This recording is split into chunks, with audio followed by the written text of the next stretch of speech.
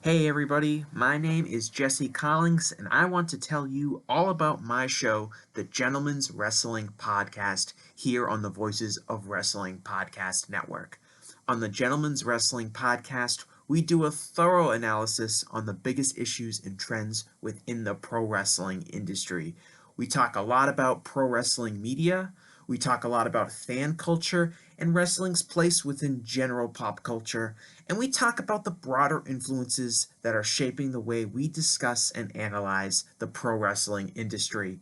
We've had some of the brightest minds in the pro wrestling intelligentsia on the show, including WrestleNomics host Brandon Thurston, both Rich Craich and Joe Lanza from the Flagship Wrestling Podcast, Trevor Dame from the Through the Years podcast, and a whole lot more. This isn't a show for hot takes. It's not a show recapping the latest episode of television. This is a show focusing on the biggest topics in pro wrestling and doing a deep dive on the real stories behind the surface level analysis you might find elsewhere. The Gentleman's Wrestling Podcast is available wherever you get your podcasts, and we'd really appreciate it if you gave us a try. Thanks. This podcast is a member of the Voices of Wrestling Podcasting Network. Visit voicesofwrestling.com to hear the rest of our great podcasts, as well as show reviews, columns, opinions, and updates across the world of wrestling. To the highway in a brand new day. Gotta let it go. So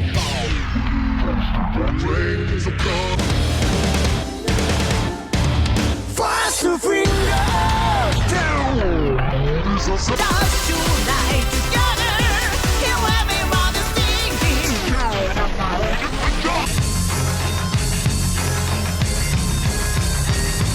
你看到我就怕，头皮发麻，我的手。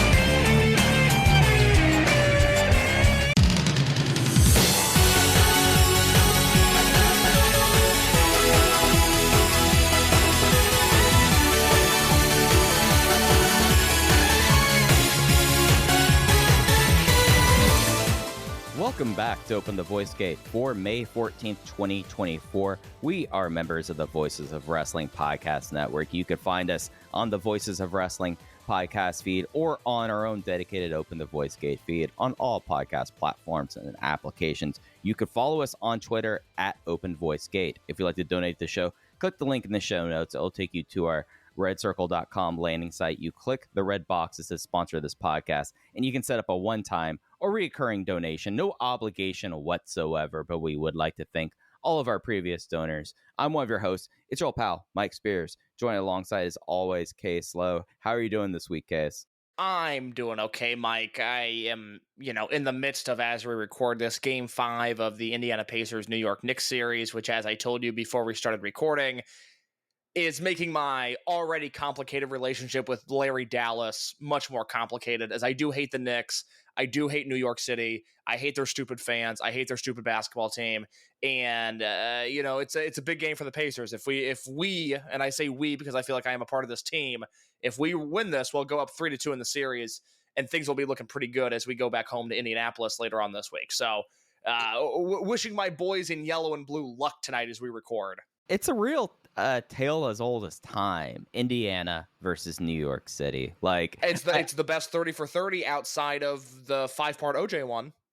I mean, I thought you were no disrespect to you. Okay, that's fair. No, Made in America was insane. Like I'm not going to put up too much of a thing. I don't even know. Do they still make 30 for 30s? Like they do. They do. The problem is they don't have the same aura that the original series, the original 30 did.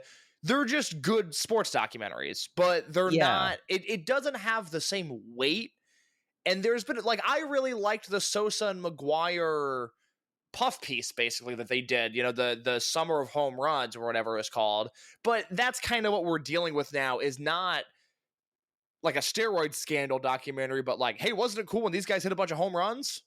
Yeah, it's something where I look at that first 30 and at least my own very, very small precipitate. Why can't I say that, case? My very small involvement of it, and I'm like, I talk to my folks in archiving that I still talk with, and they're like, oh yeah, no, there's not as much that you would hear of, but also I don't know how many more tales can be told from South Florida that are not done by Billy Corbin at this point, you know?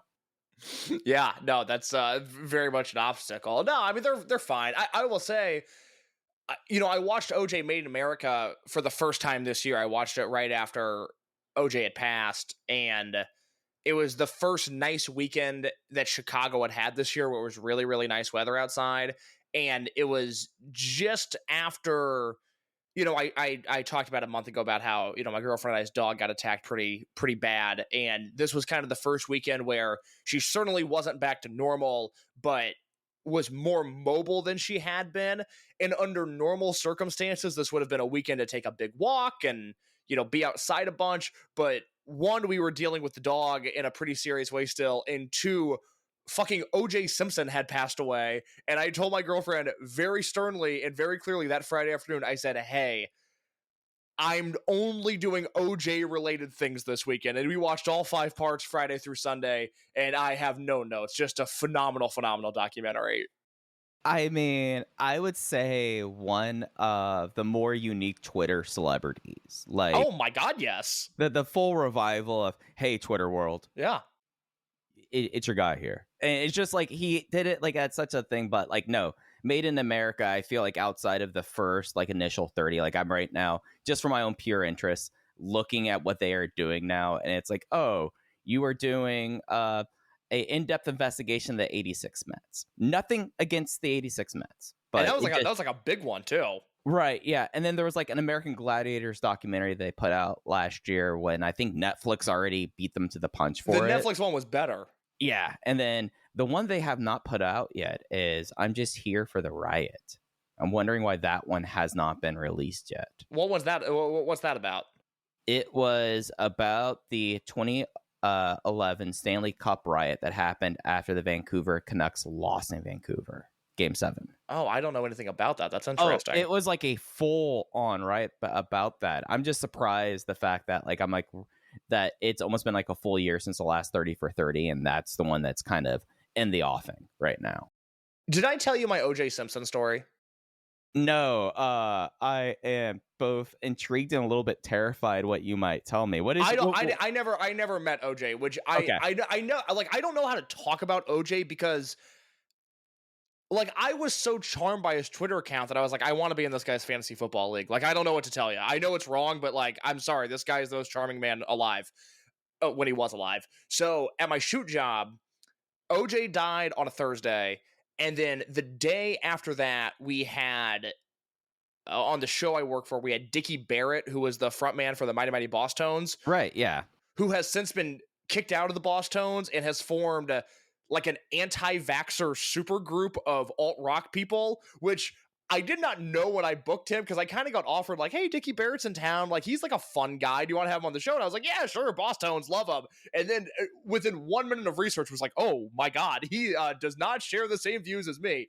He ended up being great. If you can look past his horrendous politics, very fun guy to be around.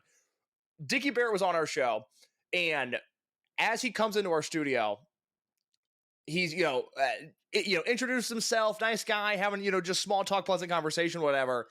And he asked us with about 30 seconds before we're live, he goes, oh, what are you guys talking about this morning? And I go, OJ Simpson. And he goes, what did he do this time? And I tell Dickie Barrett, I go, well, he died. And Dickie Barrett goes, you gotta be fucking kidding me. Nobody told me OJ died. And then like that, we were live on the radio and we spent the next half hour talking about OJ Simpson. And it was not a bit. We even asked him off the air. We go, did you really not know OJ died? He goes, no, I was on the road yesterday. I was traveling all day. No one told me OJ died. Wow. Like it is something where I feel like, I mean, Dickie Barrett, I mean, that's overall like what, a C-level celebrity? Like, no offense. It's a C-level celebrity in the alt-rock world, which is prone to C-list celebrities. Or if in the ska world, he's pretty much an A minus. Oh God, yeah, absolutely. But it's something where like I feel like OJ's death and like at that level, especially for like an American of his age, like that's almost like a moon landing scenario. Like I'm surprised that like no one hasn't been like throughout his day been going like, oh, you hear about OJ? It's the only thing I wanted to talk about for like 2 weeks. And this is how screwed up the world is in terms of the news cycle and how quick things move, is that OJ died on Thursday. We got to talk about it on Friday. By the time Monday came around, it was already old news. And I did not get OJ out of my system. And I'm still like, he's got to be one of the 5 most interesting people to ever live. And that's not glorifying him by any means. He was a monster, but objectively fascinating. I mean, up until essentially 1994, he probably had like the highest national approval rating. Like he was like it's very hard to impart like what a pre double murder OJ Simpson was to people unless you go see like Only in America or you live through it. Yeah. I mean, I had no idea a lot of just the cultural stuff that surrounded OJ pre murder trial. Yeah, the owner of Hertz Rent-A-Car saying in the OJ Made in America documentary, he's like, we always made sure that when OJ was in our commercials that there weren't any this, and this is wrong. I don't condone this, obviously, but he was like, we always made sure OJ was the only black guy in our commercials because if there's more than OJ, we become a black rental car company. But if it's just OJ, then it's just OJ, and everybody loves OJ, and it's just like what an odd dynamic to be in. Yeah, and it's something where like when you talk about like sports celebrity in particular, it's very few people I feel like nowadays inhabits kind of like that world just because it just like there's just been so much that's happened since then. Like it's just like who would be like the closest thing to like a celebrity or like an athlete that like nationwide probably has that Q score. Ironically enough, considering when we're recording, it's probably Caitlin Clark right now. Yeah, yeah. But like it just does not happen in 2024. Yeah, that's a good point. I mean, I don't know. Is it LeBron? I'm trying to think of a football. I mean, Mahomes and Kelsey are the 2 most famous football players. There's not a baseball player. Kelsey might get a little bit of like that just because of Taylor's boyfriend. Yes, yeah, and I'm very pro Travis and Taylor. Happy for them. Doesn't bother me when she's on camera. I need less Travis in my life, though. I don't need him everywhere. I don't need Jason working for ESPN, which he just signed his deal today. I'm burnt out on the Kelsey brothers. I mean, just get ready for as soon as Travis is done, like they're going to be the peacock. Just like all they try to do with the Mannings, they're going to try to do with the Kelsey. Yeah, no, you're not wrong there. I'm very, very burnt out on them. I find football players. I'm more than happy they have a little bit more success than the average NFL player, but I don't need him everywhere, and right now he's everywhere. But you know where you were, Case? Oh, where was I, Mike? Apparently, you were in Cicero, Illinois for this MLW Azteca Lucha show with one Rich Craich over the weekend. I've heard a little bit about this show. I've been mostly just kind of detached over the last like week, other than hearing that you were there and that it was an MLW taping. So I kind of just want to hand the baton for you and take it from here. Yeah, I want to talk about this MLW show real quick. One, because I was media and I feel like I have to talk about it because I didn't show up with like a notebook or anything. I didn't pretend to take notes. I just showed up and watched the show. But I can tie it back into Dragongate at the end here. But MLW, Aztec Lucha, it was, I will say this up front, it was a legit sellout. I mean, I couldn't have imagined another person in that gym. So I don't know how many people were there because I'm horrible at estimating that sort of stuff. But congrats to Court and the MLW team. I mean, it was a sellout in a very like legitimate super no vacancy full house kind of way. MLW did something pretty dirty, and I'm still a little bummed out by it, where the advertised bell time since the show was announced was 7 p.m. Show starts at 7. Door 6, bell time 7. Here you go. I get my media credentials email a few days before the show, and it says media arrival is specifically 5:30 to 6. You have to arrive at that window, which are, whatever. Pretty standard with that. Yeah, do I want to get there an hour before bell time? No, I'd rather roll up a little bit later, especially for an MLW show. But I'll play ball. And then I'm reading the Cubs fan blog on Friday, because it was his Friday Arena Mexico preview and the show was on Saturday.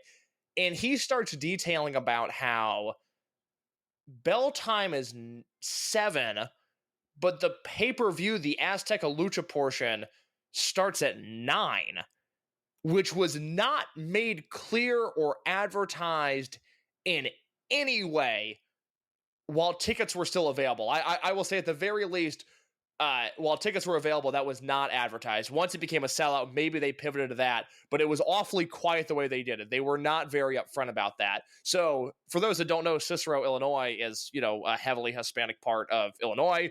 It was genius booking to put this show at SaiRyo Stadium. Like, that all made sense. More power to MLW. But this crowd that was roughly 95% Hispanic. I mean, it was on par with like the Galley Lucha crowd that I saw 2 years ago when Ultimo Dragon was in town. They were suddenly subjected to a 2-hour MLW TV taping before any of the luchadors. And the bummer is that, like, before the show began, so we're talking 6:50, 6:55, 7 o'clock. Sure. Yeah. Everybody there they're doing roll call for luchadors. So like Mystico was doing an autograph signing beforehand, and Mystico popped his head out of the curtain, and it was like Jesus appeared in SaiRyo. Like, the place went nuts, and they're chanting Mystico, and it's this great moment. And Rich and I are sitting there, and I haven't listened to his audio yet, so I apologize if I'm repeating some of his points, but it was like, oh my God, this is such a hot crowd. Cue a Bobby Fish match. And I love Bobby Fish, but this is just the type of crowd that was objectively not, they didn't want MLW. And I understand MLW's point of like, well, in front of this sold out crowd, we're going to put our product on in front of these fans and try to siphon a few over. That's counterproductive, because both for the people in the building and the people watching at home, if this was just the Azteca Lucha portion of the show, even if you want to put in the Bad Dude Tito match and the godforsaken Matt Riddle match and, the Okamura Satoshi Kojima tag match, that's fine. The crowd would have been twice as hot for all of those matches, because by that point, they were there for 3 hours, 3.5 hours, just a brutally long night. And, again, like, just nobody cared about the traditional MLW thing. And I was telling Rich at the show, this was like, the first Dragongate USA show with the air sticks and the dancers and just the atmosphere, right? Absolutely, yeah. This would be like if you took the first Dragongate USA show, you got them all in the building, and then you made them watch 2 hours of Jersey All Pro before the show started. It was just a complete misread of what it was. And so they're going to return to the building in November with presumably more luchadors. It's a another lucha themed show, but that's going to be such a tough sell because people were there for 4 hours. And like, credit to Mystico, I finally got to see him live, and like, oh my God, does he live up to the hype? Because he and Cavanario are hitting the ring. I had been there since 5:30. They hit the ring at 11 o'clock. And it's just, that's too much. That's too long. If they just would have had the Azteca Lucha portion of the show, we'd be talking about, maybe not a show of the year candidate, but just like an all-time good vibe show, because all the CMLL guys were insanely over. And it was in spite of, 2 hours, 2.5 hours, 3 hours of waiting that this crowd had to do to, again, and I like Bobby Fish, but sit through a Bobby Fish match, sit through a double count out Matt Riddle, Sami Callihan match. All this bullshit they had to sit through was a bummer, because this could have been a really special show, but MLW just, got in their own way and tried to get too greedy with the situation. I mean, as someone who gotten bit by the court in my own past, that sounds like a pretty standard Court Bauer MLW thing. Like, I remember, and this is really taking you back, there was a time where Court was promising a LA Park versus Roosh match in New York City when that happened, and then completely just not happening. Roosh was out of the company, but they still kind of were selling stuff based on that, and it ended up being like a 6-hour show in the Melrose Ballroom, ugly TV taping, and it's just, it with how MLW operates, I understand it's like, oh, we're going to try to get as much tape as possible because they have the World MLW never stops and they have to air something on the Ocho, right? Yeah. Like, it's just, that's the way that this company operates. But it's something where whenever I hear, and it's something with MLW that since the revival that they've done pretty well, was they consistently have done booked really strong for the lucha market. And they've done very well with that in Chicago, because this was not the first time that they've kind of Azteca Lucha, sure, but they've done a lot of basing the promotion around bringing in Lucha Libre stars, and then you get to have the complete other audience that normally would not go to an MLW taping. But if you treat them like how you're saying, especially like the family, is like, that's just completely disrespectful to like that market you're trying to break into. Yeah, and it all circles back to that. It's not that they lied and said that Azteca Lucha would start at 7, but they weren't honest about when the show was going to start. Yeah. They weren't truthful about it, and it was obvious because that crowd showed up at 7:00 ready to watch CMLL, and they didn't get it. And with everything that was laid out, like if they do the same thing in November, I'm just not going to show up at 7:00 or at fucking 5:30. I will talk to the media guy, and if he won't let me in late, then I will just buy a ticket and sit in the bleachers. But I'm not falling for that again. And that is unfortunately, I could come on here and talk about how this show, even if it didn't have, say, Shima and Yokosuka versus the Young Bucks level of match quality, I could come on this show and talk about how amazing this crowd was and the great atmosphere, but I can't because they shot themselves in the foot. And it's very annoying. I will say, in terms of a positive, my big takeaways from the show: Foligno, shockingly over. I asked Cubs about it, and Cubs was like, yeah, I think he's worked in that building a bunch of times. I think they just know who he is now. Foligno, very over. Atlantis Jr. versus Ultimo Guerrero, very fun match. Go watch that if you haven't seen it. And Star Jr., who I thought was, for lack of a better term, the star of the CMLL Dragongate match on the High Spot show. Star Jr., to me, star of the show. I thought he was just excellent once again. Yeah, it does kind of feel, and I'm not nearly as into my day in, day out CMLL watching as I probably should be. I'm a month behind. I haven't seen anything since Danielson Blue Panther. I need to catch up. Yeah, but it is something where, especially like Star Jr. and Neon do seem to be like that. And that's one thing I'll say about in Court Bauer's defense is usually it feels like whenever you hear about CMLL stars, when you hear about like kind of like this happening, and MLW has done this with Dragongate guys, that they'll bring some guys over there and it's just kind of like, but it's like, yeah, you're bringing over Yamato because it's Yamato. Bringing over Star Jr. is at least seeming like that you're more on the pulse than most international bookings feel like sometimes. Yeah, no, it was exciting because, they've worked with luchadors in the past, but CMLL hasn't been as hot. This felt like a happening thing, and the crowd responded, just with the ticket sales alone. Whereas, like, yeah, I do want to go see not only, Mystico and Cavernario, but yeah, I want the chance to see Atlantis Jr. and Fuego and Star Jr. And, it was cool for me to see Foligno in person, to see Atlantis in person. And, it was fine to see Virus in person, I guess. I got annoyed thinking about conversations we've had with people in the past about Virus in relation to Masaki Mochizuki and Masaki Mochizuki as I'm watching Virus ground a 6-man tag to a halt. But, it was nice to see a legend in person. It was overall, it could have been a very fun show, but MLW just couldn't help themselves. I mean, it's because the world of MLW never stops, as they had to make sure to have a double crown champion Satoshi Kojima in 2024. I was talking to Rich about it. I was like, God, I just can't imagine the pull that Kojima must have backstage to be like, yeah, I'm not only beating Manders in a singles match, I'm actually going to beat him in a tag match later on in the night. Because I got confused. That's so cool, though. I know. Well, it's like I got confused because they tape TV before the show that's going to air after the show. Sorry for the MLW spoilers, but we were under the impression, Rich and I, that the tag match, the Okamura and Kojima versus Second Gear Crew match, had been moved from Azteca Lucha to the TV taping. And then Kojima came out and it was just Kojima versus Manders for the title. So everybody was like, oh, well, I guess Manders is either going to pin Kojima or Okamura in the tag match. And then Okamura just got the win. And it was like, oh, okay, all right. I guess we're doing a Kojima 2 belts here. That rules. And hey, you got to do some Dreamstar fighting Marigold scouting of Zeta Steel in the opener. Sure.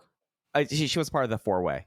I am now looking at that. That is such a cursed MLW TV taping, and it's like the most MLW TV taping. At the risk of sounding problematic, after possibly sounding problematic by loosely praising OJ Simpson in the opening portions of this podcast, I may or may not have gotten a snack during the women's 4-way match.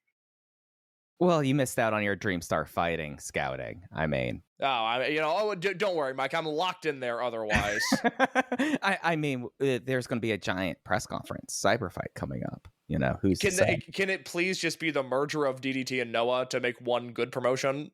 I mean, I just am wondering if it's going to be something where they're going to allow us to actually buy the next All Together show on some device other than our cell phones. That it's just as a quick aside before we get into this, it's kind of wild that All Together is just like that happened and now no one is talking about it. No, I mean, there's nothing to talk about. Because, I mean, you watched the show. I did. Yeah. It didn't seem like it was that good of a show. No, it wasn't. But it's just like the permanence of it just feels so completely dead. But, like, I don't know. It clearly didn't mean anything to the Japanese crowd because nobody bought tickets to it. But also, like, it's not like this was a big earthquake show. You know, it's not like there was a reason to come together. It was, you know, essentially a COVID benefit. And in the Western mind, it's like COVID schmova. That's been over for a year. So there's not like a strong Western appeal. And, you know, what was the main event again? It was who was in the main event? It was Shun in the main event. I know, but who else was there? Let me look at it real quick. Now this tells you how sick I am as I just am going to rile it off. Uemura, Shun, and Takeshita versus Kiyomiya, Umino, and Ueno. You know what this tells me more than anything now that I really look at this is it's just the lack of buzz for this show is just the New Japan guys aren't over. You know, if you sub out Umino and Uemura with Okada and Ospreay, or 3 years ago Okada and Tanahashi, or, you know, the perception of this show is just drastically different. But in our bubble, the only person that's over is Yota Tsuji, and, you know, he was wrestling Jake Lee, so I'm not going to watch that. Yeah, I mean, that's entirely fair. Dragongate case. It's good. It's very good. As I've been advocating people that I've been talking to recently, all I've been telling them is, you know, all the time you dedicate to watching New Japan, swap them out. Just watch Dragongate instead, and the New Japan sickos, whereas you and I have been the Dragongate sickos for years, the New Japan sickos will tell you what to watch. But this is the promotion that you should now be looking at on almost a show-by-show basis.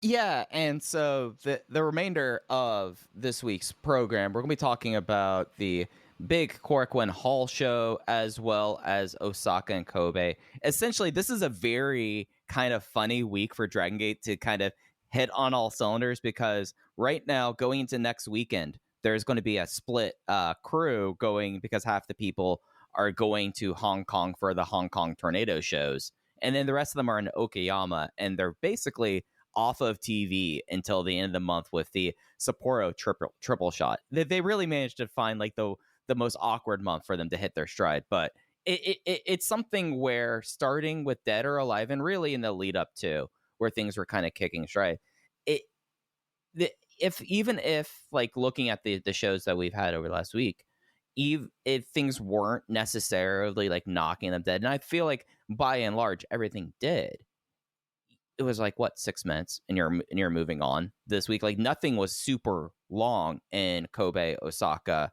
and Korakuen Hall, and instead what we had was the unit shuffle moving unabated, and now we have a really big weekend coming up in June, and it's not a weekend, it's just a double header in Korakuen Hall, now that we both have Dreamgate titles and hair matches going like crazies now. Yeah, you know, the Korakuen show was everything I'm looking for out of a Dragongate Korakuen. Quick undercard, And then matches 5, 6, and 7 were either, great in the cases of Kame and KZ and the Dragongate match, and then, useful in match 6 with Yamato and Minoura. I thought Osaka, nothing hit my notebook in Osaka, but I loved that show. I thought everything on that show was in the 3.25 to 3.75 star range. Very fun show, delivered on what it needed to be. Kobe probably dipped below anything else, but I also had 2 matches that were 4 stars or better on the Kobe show, which, in Kobe, that never happened. So I don't know. There's a lot to like, a lot of big things set up. I came away from this weekend, same as last week, feeling very energized about the immediate and long-term future of this promotion. Yeah, and it's something where we have kind of seen the focus, how last year it was so devoted to the idea about cementing the Reiwa, new generation leaders, the new Big Six. And it feels like as we are going into Kobe World Season, some of those are still the main character, but we've kind of redefined this into like a greater kind of emphasis on the class of 2016, as it feels like at least the 3 active members of the class of 2016 by and large are going to be in huge things over the next few months. Well, this goes back to something I've talked about since January, where I really want to take this year and figure out 8 years in, because these guys are all celebrating 8 years in wrestling, which is hard to believe because, we've been covering them since the very beginning of their careers. But I really want to figure out historically where these guys are starting to slot in Dragongate history, what their place is. And there's a chance right now where all of them could be greatly elevated, and their places in history could be far more important than they were 6 months ago. And that's a matter of whether or not Dragongate sticks the landing with a few different things. I anticipate Yoshioka being back here. I know you're concerned about Yoshioka, aren't you?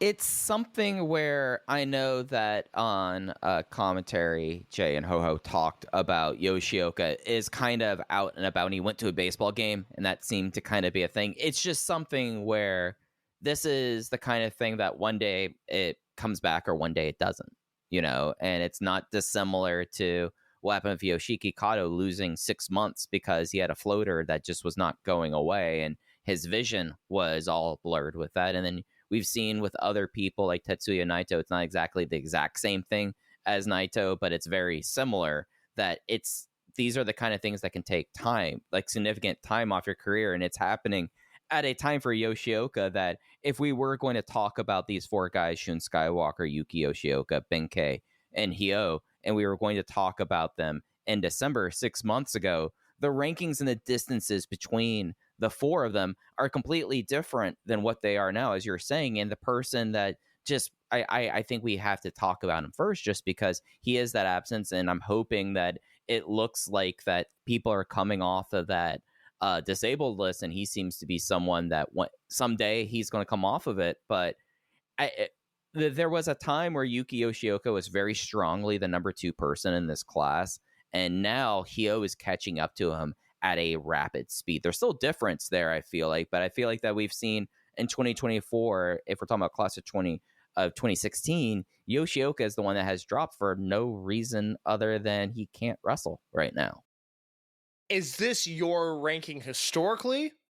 I feel like if we're doing historical and like momentum right now, what we have is, I think very clearly Shun is number 1 regardless. Yes. Right? Yeah. Like he has 2 Dreamgate runs. Like, if we're talking counting stats, he's already so far upfield that nothing happens with him with that. But I really think that Yoshioka, 2022 is getting further and further in the rear view mirror, and you're looking at someone like Hyo who, hey, he does not have the Dreamgate. That is something that you can unequivocally state that puts him below the other 3. He does not have a Dreamgate run, but you look at how the crowd has responded and how no aura whatsoever was lost with the cage match, especially coming out of these 3 shows in the 3 biggest markets. And I don't know if we're having this conversation in December and there's still like a level of question marks about Yoshioka, I think Hyo's pulling out ahead of him. If we're talking current day, absolutely. But if we're talking historically, he's kind of waging his own path here that I think at a certain point merits the conversation if it's him or Yoshioka in third. I think there's a far greater conversation to be had of whether or not Ben or Yoshioka is second. You know, you and I are the foremost Hyo supporters and have been since day one. But I mean, I think Hyo is a comfortable fourth, and that's not an insult to him because we're talking about a class that historically is very close to catching up with any amount of success that the T2P class had and could go down really as the greatest class in Dragongate history. But I don't have Hyo, anywhere near third place right now. I think the career of Yoshioka is one that has been a pretty steady line all the way through, and I would have him comfortably third, and I would have been comfortably second. To me, the rankings, I mean, it's going to take a Herculean effort from Hyo just to overpass Yoshioka, and I think the same could be said for Yoshioka with Ben. I don't know. It's something where, would you agree that the distance between Yoshioka or Hyo and whoever we put in third place has gone a lot closer than it was? Oh my God, yeah. I mean, that was true when Hyo took on the big brain character, and it's obviously only tightened, month by month since. But that goes to show how big the gap was in 2019 also. Yeah, no, that is entirely fair. I mean, he was someone that, if we're talking about Hyo, he was up until essentially the last 24 months completely non-entity. So I mean, Jay came on this podcast in 2020 and said, we're the only people that like Hyo. It's one of the funniest things he's ever said. It was awesome. but it's something where I think that eventually we have to, like, I fully believe Hyo's in fourth place, but if we're looking at momentum and we look at like Yoshioka, like you're absolutely right. He was someone that, other than having to be under the hood a little bit longer because of Daya being injured, it's been a straight line almost all throughout. At a certain point, like, just the slope of Hyo and how elevated I feel like he's become and how important he's become in the company, I think sooner rather than later that is a stronger conversation to be had. Possibly. I mean, it's tough because I just can't imagine a scenario in which Hyo hits the same level that Yoshioka was at in 2022. And that is going to be a tough thing for me. That is entirely fair. So we have 1, we have 4.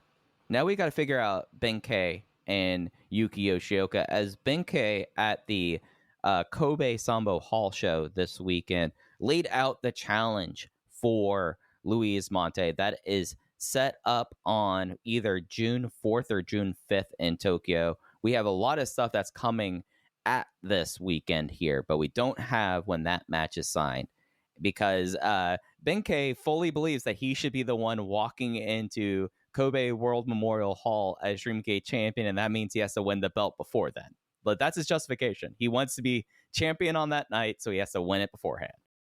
Yeah, this is not something that I saw coming. I was not fully prepared for this. Now, that match is June 4th, I believe. Did you say that? It's, I was looking at an old tweet there. So do they have the date June 5th? It's June 4th. So June 4th is the Minori to comeback match and Mante versus Ben for the Dreamgate. And then June 5th, which we'll obviously talk about later, is Yamato and Minoru for the hair match. Okay. So that's already a huge Korakuen show, just given the fact that we'll talk about Minorita in a moment. But we've been waiting for this Luis Mante Korakuen Hall defense. It's now coming, and it does kind of feel like Ben over, I wouldn't say necessarily starting with Korakuen, because I was all setting up Yamato and Minoru, but if you look at Osaka, where he had a very strong and hard kind of fought opening 15-minute time limit draw with Big Boss Shimizu, and then the match he had against Madoka Kakuta in the semi-main event of Kobe Sambo Hall, it really kind of felt like they just decided this weekend to turn the boosters on him, and suddenly it is Benkei, eventually he's going to get you, is the storyline coming out of those two matches. Yeah, Ben was awesome, and it's the kind of thing where we've been saying since Rey de Parejas, something is happening with Gold Class, and it seems like it might be one of those things that by the end of the story, it feels very obvious, and it's light bulb booking, but right now we don't know what that is, and it seems like they have shifted some more plates in the something is happening story with the return of Minorita and then what Ben is doing here. I mean, this is awesome. And I was so interested in the immediate feedback from the Voices of Wrestling Discord because a lot of people seem to think that Ben is going to win the Dreamgate belt again. Yeah, it's something where I think that we have this kind of scenario where Mante, for better and for worse, we're approaching a point in his Dreamgate run that it's like, unless you're really going to go him versus Shun again for Kobe World, what are you really going to be doing left with Mante as champion? So I can entirely buy that argument. It is something where it does kind of, to me, feels like they found like the right guy that crowds will immediately buy into, and you can heat them up super quick. And for someone like Ben, that is a real compliment considering where he was before the Chicky Chicky. And it was going to take so much for him to get heated up now. Now that we see it in Gold Class, now that we've seen several years of Chicky Chicky Sensei Benkei, they've done the rehab that now all you needed was a time-limited draw and then a scorcher against Kakura. And I think it's completely justifiable to feel like that he might not be the betting favorite going in, but this is the one where it feels like there's the realistic shot of a title change. Okay, so let's explore both options here. Let's talk about if Mante wins and if Ben wins. And we're doing this, roughly 3 weeks out from Cork and doing this in mid-May. If Ben wins, because I think that's the more interesting scenario here, because I don't think when this reign began with Mante as Dreamgate champion, anybody had penciled in Ben K as being the guy to beat him. What is the immediate direction into Kobe World? Because you're talking about somebody whose first defense, unless they get really weird and want to do a July Cork in defense, his first defense is going to be at Kobe World. The favorite there is Yamato, that somehow Yamato bounces from the Minoura story, Reiwa 6 with Minoura, to Ben, and you're doing a rematch of Dangerous Gate 2019 and Gate of Origin 2021, and I think those are the only two big shows they've headlined together, where you're now doing that at the 25th anniversary of Kobe World. Yeah, and I think Yamato should be looked at kind of for both people as that next person, I feel like, just because of the stakes and the entire basis really of Yamato's character of the last 6 months has been, well, I gave them 2023 to cement themselves, and I'm not satisfied, and the person I'm least satisfied with is Kota Minoura. I think you can easily, like, Yamato is, I mean, for better or for worse, is the guy that can just put his hand up and says, I will be having my title shot now, and I think it's justified. Yeah, Here's the problem I ran into, and I guess I talked about this a little bit last week with my argument for Shun being in the Dreamgate scenario, and why I still think Shun versus Mante is the match, is that I feel very comfortable sitting here in May saying, Mike, when we talk about Dragongate in 2024, 5 years from now or 10 years from now, who are the guys we're going to mention? With all due respect to Mante and Ben and Yamato and Minoura, it's not them. They're not the driving forces in this company this year. It's Kame and it's KZ and it's Shun and it's Jason Lee and to some perverted degree, it's Ishin. I can't get behind... And Hyo. And Hyo. You're right. That was my bad there. Absolutely Hyo. I can't get behind the idea of Ben and Yamato, especially together. I even struggle with one of them being in a Kobe World main event, because it's not their year. And so we're back into this weird thing where the Dreamgate belt feels entirely detached from the hottest thing in the company. And Yamato might crush it. I mean, there's a very, very likely scenario he leaves Kobe World with the belt, but it's not the thing that's happening right now. And that's just my continued confusion, is like, hey, everything Shun Skywalker touches is turning to gold right now. He's the most over heel you've got. And like I walked everybody through last week, I really think he could do a dominant Shingo 2015 type reign without the overbearing power and arguable cloud that Shingo would always cast over the company. Why are we not embracing that? Because if you give Shun the belt, you have 7 months of Dreamgate matches built in without moving a muscle. It's all the chaos that Shun has caused since the last time he won the Dreamgate belt, and some options that weren't explored when he was the champion last time around. So I just don't get that. I don't know. Are you excited at the possibility of Ben and Yamato headlining Kobe World? I think that Ben and Yamato, they have had those matches in the past that I've been kind of high on, especially for Yamato in 2024. I think Benkei is as interesting of a Dreamgate opponent for him as we can realistically devise. I wonder if a little bit of the Shun hesitance is that when it kind of gets to be all about Shun at a certain point, like we've got to think down the road. Like if Shun is built up as the guy, then we are looking potentially like if you're in the room, that might be a consideration of what if Shun becomes too big for Dragongate? What do we do with these other guys here? And I wonder if that's kind of the hesitance there. Like I don't know anything. I don't know what's being said in the room. I don't know necessarily if I'm just off base about this, but at a certain point, I mean, maybe they feel like it has to be a cool-off period. If you're Dragongate, is your concern greater that Shun would get too big for Dragongate and join New Japan, or that Shun would get too big for Dragongate and follow the original plan for Shingo, which was to be an all-star freelancer, and that Shun would show up in Mexico and in America and here and there in Japan and not in Dragongate full-time? Which do you worry about more in the current economy? I don't think that the super freelancer is possible right now. Even with a global perspective on it, because Shun could work Mexico. I think you'd end up having like a Maki Ito situation where she's gonna make so much more money in the United States than working in Tokyo Joshi right now. You know? Yeah. Like, I think that there then only becomes like realistically only certain kind of destinations if it becomes too big if we're considering that. I just think also there's a part of me that wonders what all was really going on in the conversation about 2018 and Shingo. If it was something where it's like, yeah, I'm gonna go do all of this, I booked Ebola, and then he was already like, I booked Ebola knowing that I will be in Sumo Hall debuting for New Japan the next month after. I also think there's just, again, it kind of goes back to the point of like, Shun, is his character overbearing? Yes, but is he overbearing like Shingo was? No. And I think the conversation followed Shingo for years of, oh man, what would it be like at All Japan or Noah or New Japan with the never open weights? I don't really feel like people outside of, like a Takeshita match are like, oh man, what would Shun be like in another promotion?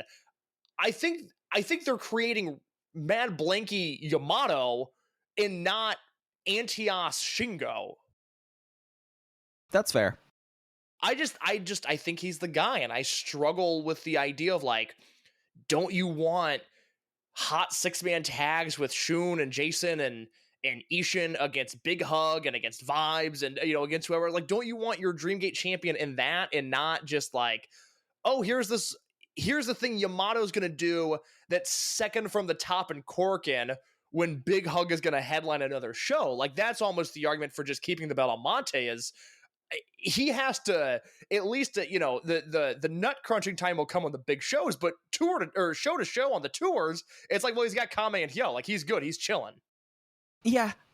It's something where I think that instead of the 6-man tags and like those aspects of it, I just wonder about at a certain point the damage that you kind of, by having someone, especially the heel at that level, like he essentially, like, because you have to kind of feed people to him and you can build up people and you have enough Teflon people for that.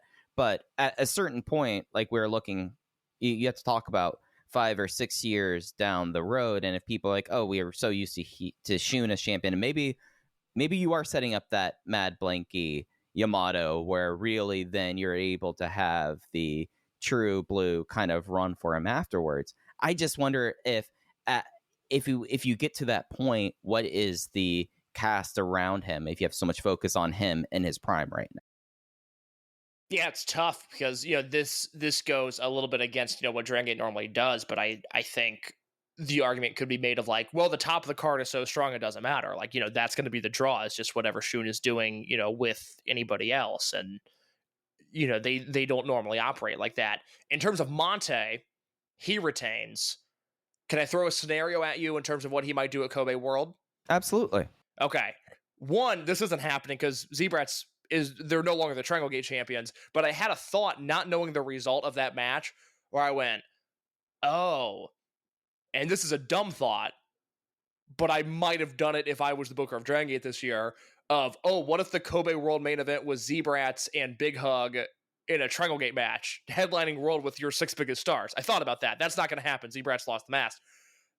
Korakuen Hall, early June, if Yuki Yoshioka is healthy, is Mante versus Yoshioka a worthwhile Dreamgate match?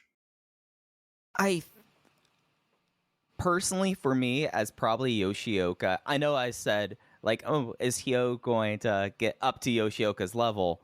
As someone who Yoshioka's babyface championship run, I feel like was one of the best championship runs that they've had in recent years.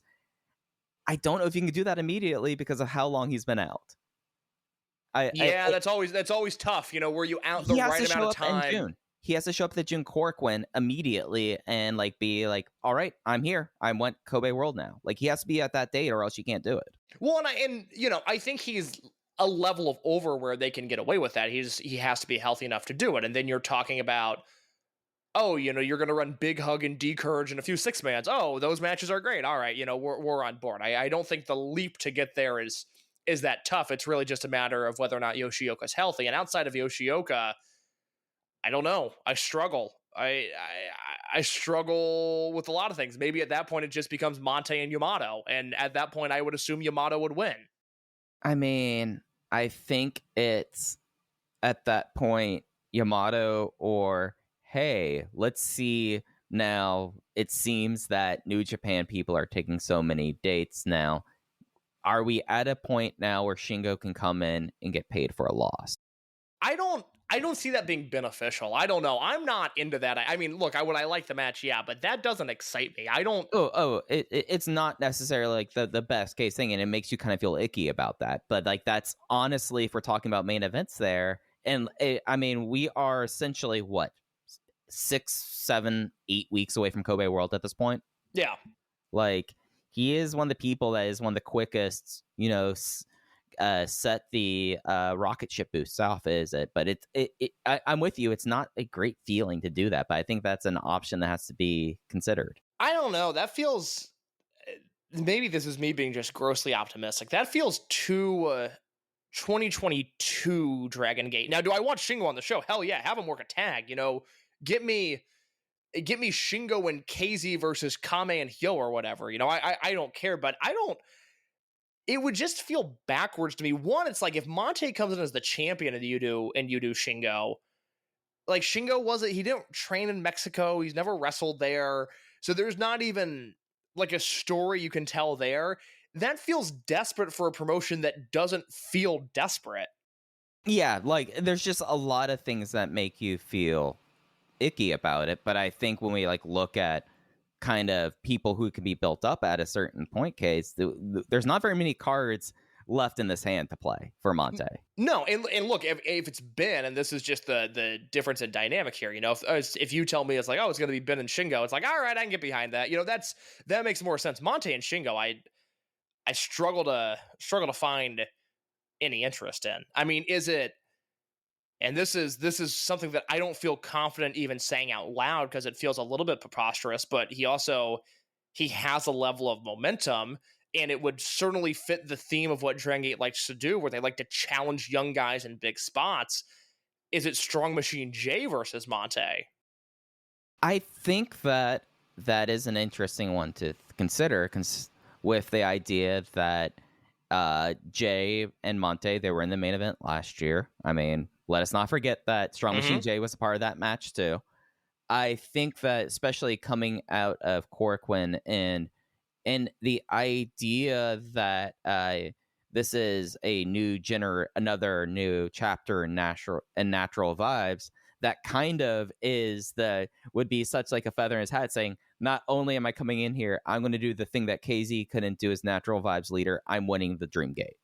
I think that there's justification there, that if things are ascendant. And hey, I mean, you have it's a Triangle Gate team with UT. Like, as much as I love UT, I already forgot he was Triangle Gate champion, so maybe that doesn't work.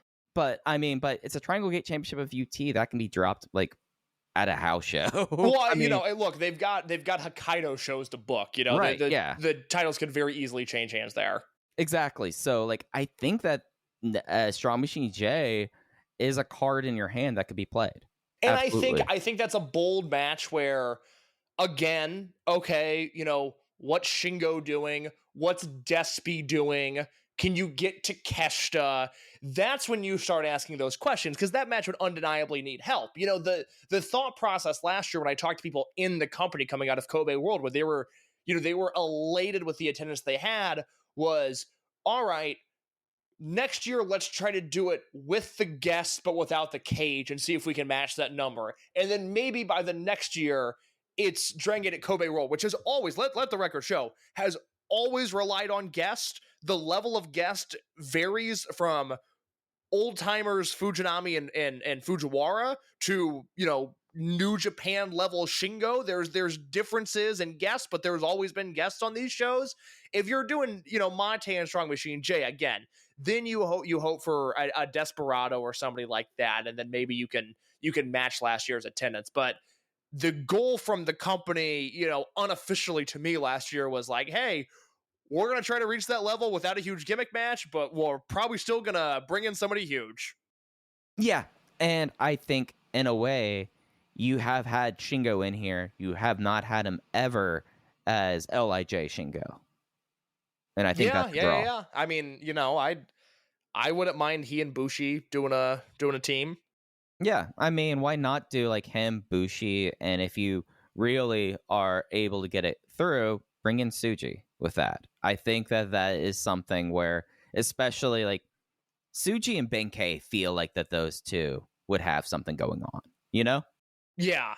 I want to get Shingo and Kame in the same ring, or Shingo and Mochi Jr. That, you know what? That might be the Mochi Jr. return match. That would be interesting. Because they set that up kind of at the January Cork that Shingo worked at. I would not be surprised if Mochi Jr. returns and he wrestles Shingo. I like that a lot now that you put that in my head. Because I'm trying to think. I'm not looking this up because I'm watching Jalen Brunson hit jump shots on the Pacers, and it's causing me to want to punch drywall. But I only remember Junior being booked through maybe early June in the UK. The vibe I got was that he might be available for World. So yeah, my impression was that he would be back in time for World. Yeah, I think that it something where it is the return match at World. I don't necessarily know if it's that, but I don't think he's booked past the end of this month, to my knowledge. Yeah, there you go. So, look, it's up in the air. I'm curious to see what they do in the meantime, because they're only going to have Ben and Minoura available for Gold Class, no Minorita until we get to that title match. So, what Hokkaido looks like is going to be pretty interesting, and we'll see from there. And I once again have to pause and just say I fucking hate New York Knicks fans. I'm watching this game on mute, and I'm enraged. I hate all of these people, Mike. I mean, it's the worst crowd there is. They're a bunch of fucking losers, all right? David Zaslav is in the crowd wearing a Knicks hat, in case you need to know who to root for. It's not the New York Knicks. I hate Chris Rock. I hate Stephon Marbury. That's what a pathetic franchise this is, by the way. They have to roll out Stephon Marbury to sit front row because they're an entire franchise full of losers who have never won. In my lifetime, in your lifetime, they have never won. I hate this team, and I might have to turn this game off for the rest of the episode because it's making me angry. It's bold that Zaz is going to be on a TNT broadcast. Yeah, at a TNT broadcast when everyone's waiting for the news to drop. God, I hate these guys. It makes me not like Larry Dallas. It is a decent person half the time. God, I hate this team. All right, what's next on the run sheet? Well, we kind of alluded to this a little bit. The main event of the Corcoran Hall show was for the Triangle Gate titles. The Z-Brats team of Shun, Kai, and Ishin lost to Strong Machine J, Big Boss Shimizu, and UT. Of course, they made that challenge immediately after the cage match, and Aichi. UT is now a Triangle Gate champion for, I believe it's the first time he's been Triangle Gate champion since Millennials, right? Since the Millennials, yeah. Yeah. Oh, sorry. So we have UT as Triangle Gate champion. As one of the bigger proponents for UT, it's kind of a fun time to kind of take a look back and look at UT's biggest moments, because at least at this time, Case, this was by far over the last 10 years, which that is what we're talking about when we talk about UT, the biggest moment in this guy's career as Strong Machine J penned Kai with the machine suplex. A lot of Kai eating falls, by the way. Well, I said this in my review. I mean, I think as soon as Kato comes back, Kai is going to go under the shelf. I am under the assumption, knowing nothing, I haven't been told anything, but Kai is working like a guy who is working with one arm, and I think he has a pretty serious arm injury, and I think he's going to be de-emphasized until he can go away and get work done on that arm. That's the vibe I get. I don't know anything, but I'm not surprised to see him eating a bunch of falls. Yeah, so now in the post-match, KZ was so moved by Strong Machine J and his leadership and the match that he has stepped aside because he thinks that it is now time for a new chapter of Natural Vibes. We thought all kinds of things were going to happen in Natural Vibes, but did you ever think we were going to have a Natural Vibes not led by KZ coming out of this Cork and Hall show? Because that's what... the whole like just framework of the unit changes because of this one match. Yeah, it's odd. We said last week previewing the card, it's like, all right, Kame and KZ, and then this match, certainly something is going to happen. And they actually just played it straight, and I really don't know what to make of it, because we're being told, hey, it's Strong Machine J's unit. Hey, look at who the Triangle Gate champions are. It's not KZ, but it's Natural Vibes, and it's the same colors and the same dance, and I am so into Strong Machine J right now, but I'm having a really hard time buying that this is his unit. Yeah, and it's something where I think this is where the calendar kind of hurts, Case, because how this all usually goes in the greater scheme of things is we wait for the next time they're through Tokyo, and you kind of see the refresh happen there. Just because of how they are with scheduling and releases, it's going to happen. While also next time in Tokyo, we're probably expecting new Kamei gear, more like that. And it's just like, oh, we have all of these changes that I feel like for Natural Vibes now everyone virtually is at 4 members right now. But we have this now kind of interesting period where it's a brand new unit kind of, but it's also at the same time we're waiting around and seeing like how is it going to change. Like the dance has not changed in Osaka or Kobe. The colors haven't changed. They released a new t-shirt right before Dead or Alive, and it just feels like in a way we have now KZ like looking on, applauding as like a proud papa, but it's one of those things that you kind of watch it for a while, Case, and you go like, when is this guy just going to get fed up and turn on them? Yeah, maybe. That was my argument going into Dead or Alive. It was like, I think KZ's going to lose because I don't see any reason for Vibes to exist without KZ as their leader. And so for as strong as this match was, and it was one of the best Dragongate matches of the year, I know our friend Alan Forel said it was the best Dragongate match of the year. I'm not that high on it, but I obviously loved it.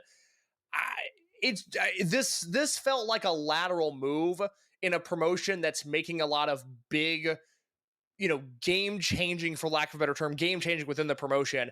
They're making a lot of big moves, and this wasn't one of them. I don't know what to make of this, despite, and I said this in my written review, and it's not something I say likely, or I'm sorry, it's not something I say lightly, because of the way that I think of the guy I compared Strong Machine J to, but man, I see Strong Machine J in this big horse mask. It's like what you put on horses to protect them from flies. It's this big, bulky, double-eyed mask. And man, the way he's starting to emote, the way that he is radiating babyface energy, it's not on that level, but man, it's got a little El Generico in it, doesn't it? Yeah, it's something where I'm not ready to run through a brick wall for Strong Machine J in the way that El Generico. That's a really strong comp. But I'm looking at the wall. I'm sizing the wall up. Yeah. I'm looking at this and I'm thinking, all right, there's gonna be brick on the other side of this, and that's going to suck. But God, Strong Machine J needs us at this point. And that is one of the things that I'm kind of interested in seeing over this time, like as we see him kind of reshape vibes and in a way kind of innovate on himself. Like, it's something where I feel like if you are a constant Dragongate viewer, you're already well acclimated that Jay is distinctly different from his father. That he is not like Super Strong Machine, other than he is his son. He wears the mask. He has the strap over his tights. I'm wondering if it's at a time where like the mask stays, but we change up the gear in the way, and you kind of, if this is a time where you try to set him a little bit more apart on his dad as well. I thought about, that's funny you say that, watching the Kobe show, I was like, what if he got a different color singlet? And then I thought, well, it's like, well, no, a green singlet, that might look dumb. Like that might not have the same effect. But I like where your head's at. You know, I think the one thing that I'm really curious to see with the natural vibes, Strong Machine J iteration, the fourth iteration of this unit, is given what Big Hug is at this current moment, and given what D-Courage is with the history they have, I think Natural Vibes has a chance, for all of the different eras they've been around in now, this could be the first time that we see a tweener Vibes where they might work with a much greater edge than they ever have before. That intrigues me. I don't know if we'll get that or not, but I thought about that a lot watching the Osaka main event. Yeah, it is something where you kind of watch this group and you watch this this unit, and it's something different. It's not like seeing KZ out there with Susumu Yokosuka and Genki Horiguchi. It is something where like we got to see Strong Machine J and Shimizu become this really kind of fun, I won't call them asshole tag teams, but they were very much just like, we are going to do what we're going to do. We are two young men in the prime of our lives, and if we're going to throw you around, we're going to throw you around. They were a bruising tag team in a promotion full of junior heavyweights. Right, yeah. So you have that aspect along with UT, who, in a way, like you keep him for the scrap. Like he, as we saw at Korakuen with like the loud pop we got for the moonsault knees kick out, like just from that, like that alone, I think that you have this different group that you're absolutely right, because you have the like your white bread baby faces and D-Courage. Like that's what they are. They are just kind of the smiley ones. And then you have your pair of hunks and Big Hug, and that kind of leaves, what does Natural Vibes inhabit now? What world are they in?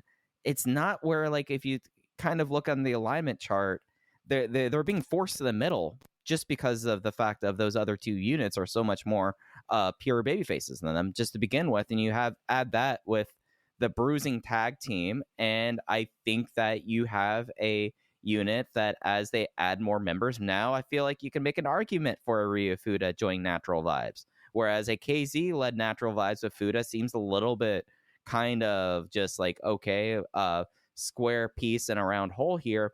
I think it makes sense in a Strong Machine J Vibes. Like, things have changed. The alignment has shifted in that regard. Yeah, I mean, look, they beat the shit out of the rookies on the Kobe opener, and that was fun. Yeah, and it's not like KZ is incapable of doing that, but it matched a tone that was a little bit more fitting of a Strong Machine J led unit. So it makes sense there. You know, the more we talk about this, I think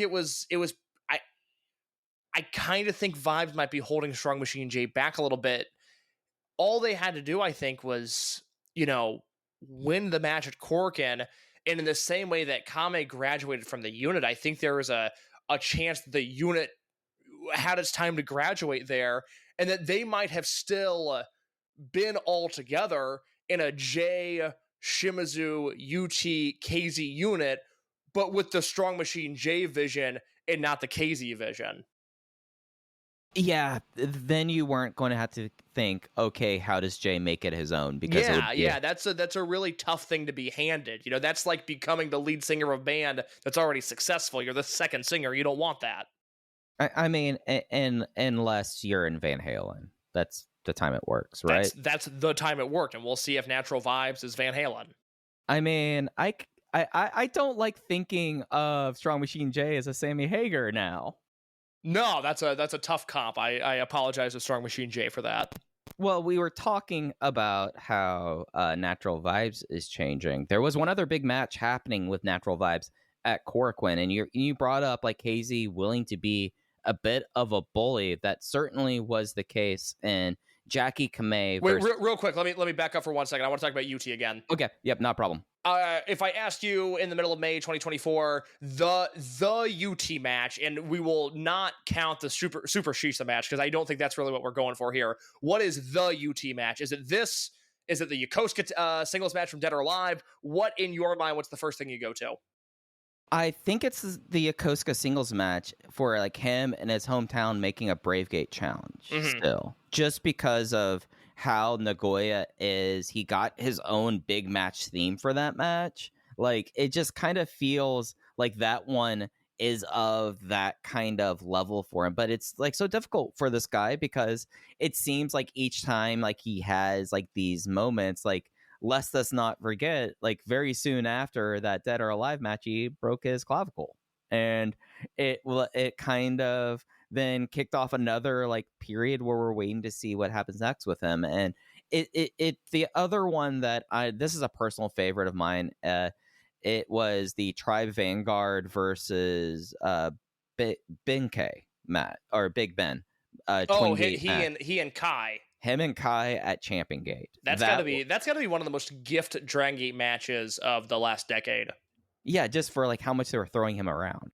Yeah, no, that finished the Big Ben spear. That got around a little bit. Okay, all right, interesting. Because I really, I went back in all my notes, which again, covers UT's career because that's, I've been watching him just about since he debuted, and it's crazy what happens with him after the millennials, where it's just like, oh, this guy is just absent from all of my match of the year spreadsheets from 2015 until the very end of 2018. Like, there's just a 3-year gap where it doesn't look like it's ever going to happen with this guy.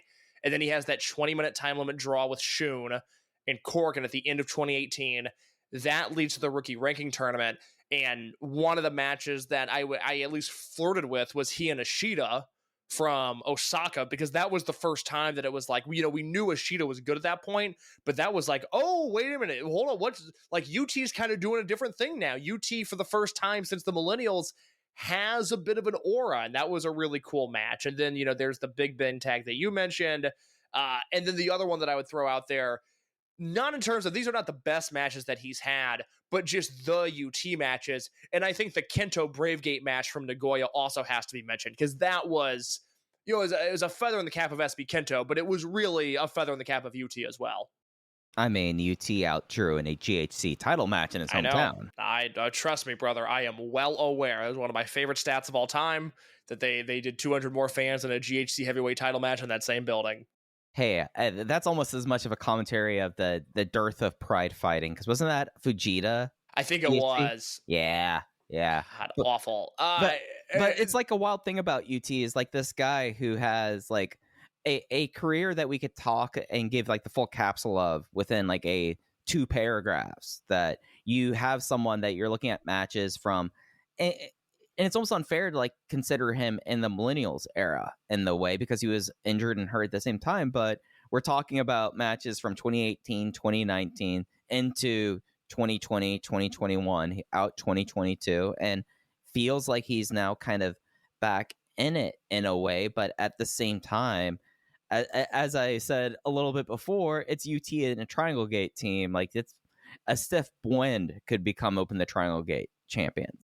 The bummer, my only complaint about that match, and I gave it 4.5 stars and wrote quite a bit about it at voicesofwrestling.com. I think I would have gone a 1/4 star higher. I can't believe, after everything that happened to that match, that UT didn't get the win. Yeah, like, and especially the fact that Bien Yave focuses on the arm. Like, that could have been the way to kind of really kick off the things with Kai, but I guess if you're, I know you're the belief that they're waiting for Kato to come back, and then they're able to kind of they're just going to swap those guys out. Yeah. Just send them out there. But it did kind of feel like that you could have done that there. I do also think like it's interesting given how Jay has been positioned, that at this point now they solidified gold chip over the weekend. They're showing all of his different finishes. I don't think he's had a win with Diamond Frame lately. It does kind of feel like they're trying to keep us in mind of like, hey, this guy can get wins out of everywhere at the same time. The bummer is that this is the type of match, and for those that haven't seen it, go watch it. It's, you know, it's a good Ishin match. It's a good Strong Machine match. It's a good Shimizu match. But the stars are UT and Shun. And this was kind of one of those lightning in a bottle moments where UT could have beat Ishin, he could have beat Kai, or he could have beat Shun, given everything that happened in this match and the way the crowd had responded to it. And it's so Dragongate to take advantage of these wins a lot of the time.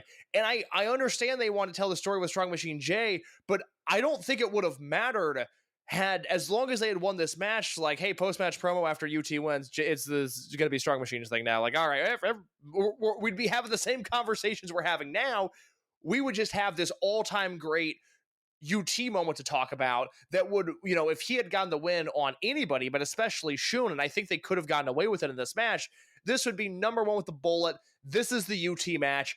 Everything else is second place. What a moment. What a run this company's on. And no hate to Strong Machine J because the finish was fine, but man, this is the kind of thing that Dragongate normally takes advantage of, that they relish in.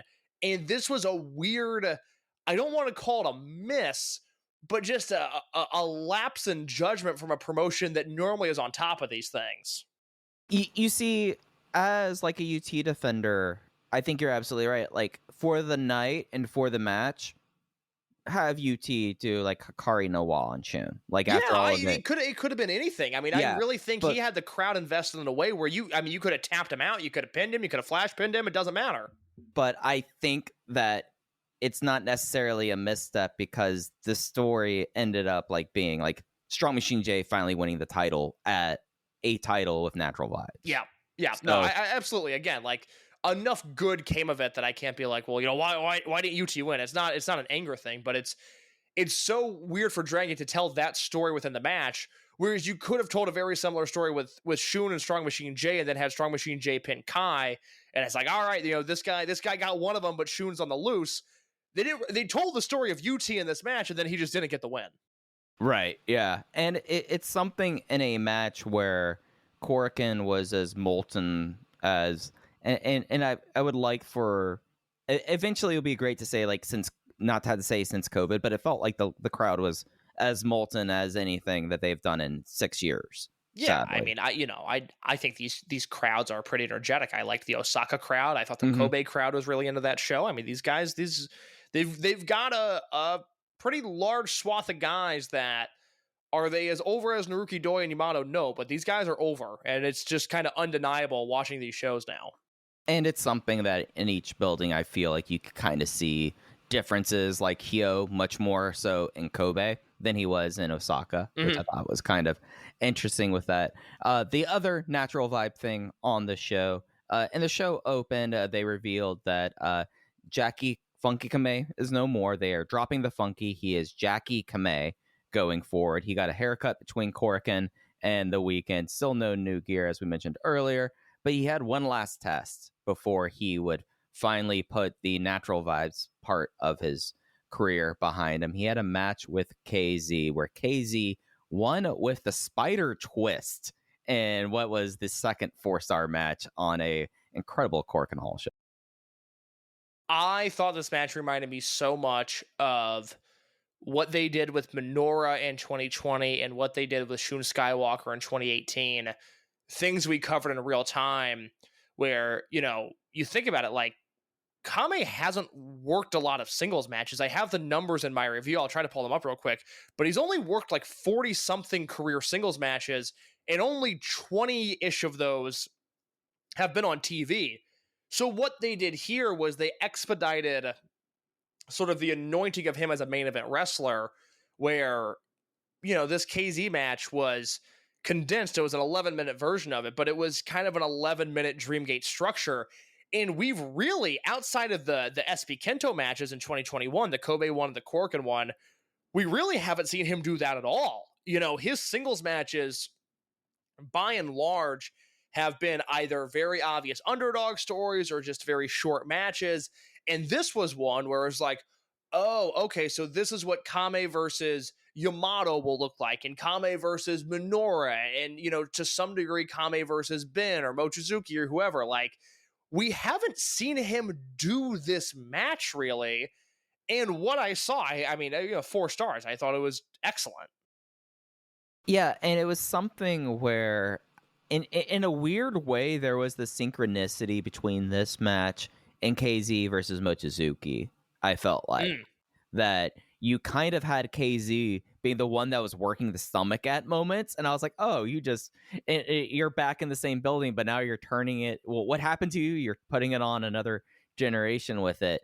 It's something where, though, I think we've seen with Kamei, and especially like, he has been able to really kind of grow in tag team work.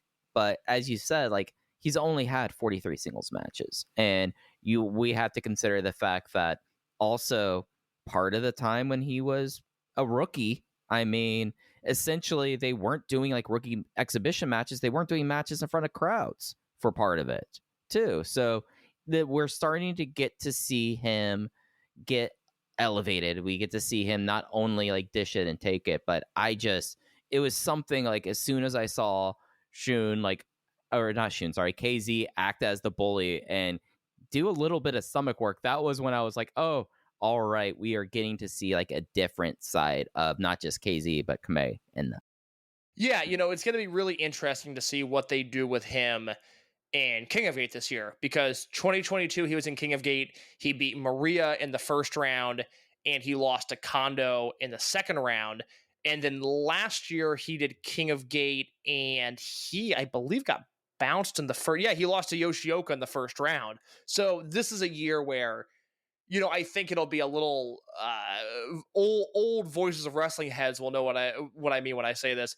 It'll be a little Shibata in the G1 ish, where I think he's going to be the heavy pick in King of Gate this year. I don't think he'll win it, but I also think we'll get a new side of Kame working singles matches in King of Gate this year that we've never seen him in that environment. So I'm excited for that.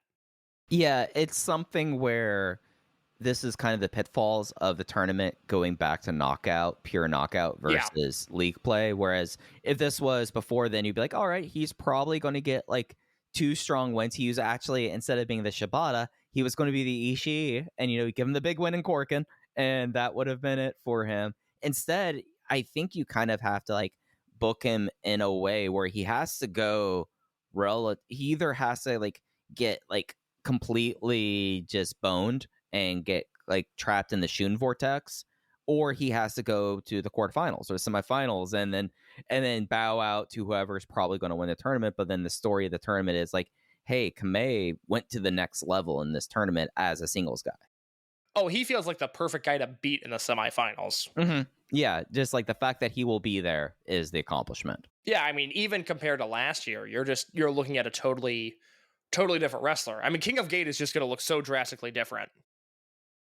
Yeah, and it's something where I feel like with everything that we're struggling to come up with what we think the Kobe World Dreamgate match is. Who's to say what the title picture is going to look like and who needs to be winning this tournament? Like, I have no feel who's going to win 2024 King of Gate at this point. No, I have no idea. Yeah, I mean, you could pretty much say anyone but Kodama and Nora, and I'd believe that. It just was something where I felt like on this show, especially for Kamei, and the fact that you did all of that in front of the crowd in Nagoya, doing this in front of Tokyo, I felt like was absolutely the right move. And having this kind of match and being able to, and I feel like that was part of what happened this week, was you kind of had to show. And that's why they basically started off, it was either Big Hug or Natural Vibes. Starting off each show, you kind of, in front of the entire loop, everyone's going to see, like, this is now Jackie Kamei outside of Natural Vibes. We have to kind of do, like, not like the full graduation thing, but I mean, you look at this, you had this here in Korakuen.